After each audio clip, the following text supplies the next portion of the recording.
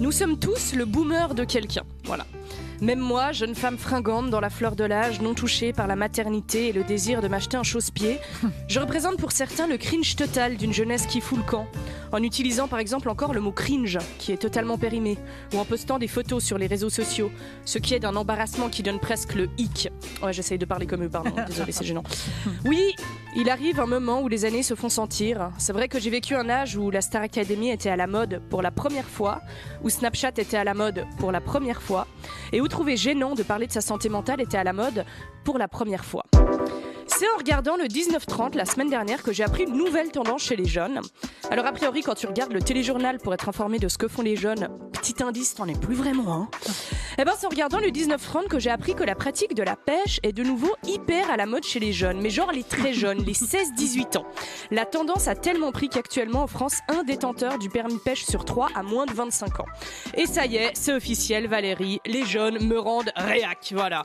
Et qu'est-ce qui se passe mal? Ils bousillent votre cerveau comme tout le monde avec des algorithmes, là commencez pas à avoir des vertus comme le calme ou la patience. Je n'accepterai jamais d'être la seule génération sacrifiée, merde.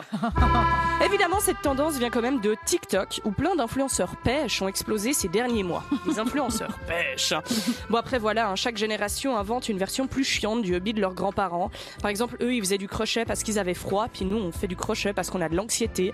Et ben la pêche, c'est pareil, c'est un peu le yoga des mecs qui fument des gauloises, tu sais. La spiritualité en moins, mais le virilisme en plus. Mais ils cherchent quand même à atteindre la pleine conscience.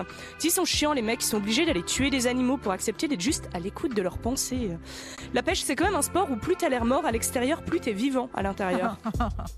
Et les jeunes, ils adorent, quoi. En vrai, je trouve ça cool. Avant, quand les jeunes, ils disaient « j'ai pêché », ça voulait dire qu'ils avaient niqué avant le mariage. Et aujourd'hui, ça veut dire qu'ils ont pêché, quoi.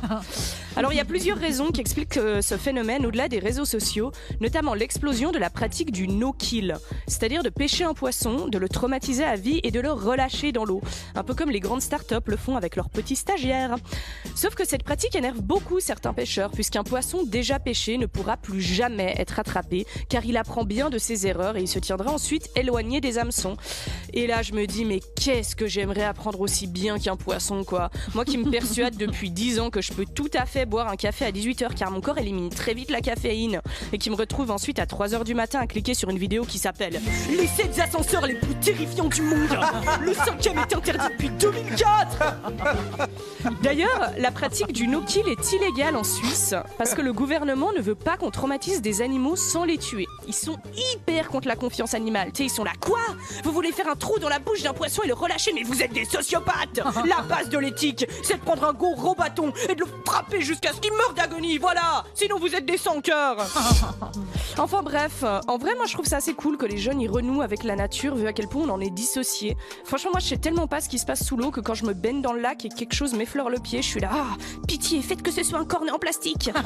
En fin de compte, on est tous le boomer de quelqu'un, voilà, moi je regarde le 19-30 pour savoir ce que font les jeunes, eux ils regardent des reels pour apprendre à regarder l'eau. Mais ce qui est sûr, attention, je vais faire une chute à la manière de Renault, c'est que le poisson rouge, c'est nous, et le bocal, c'est nos écrans. Tan, tan, tan.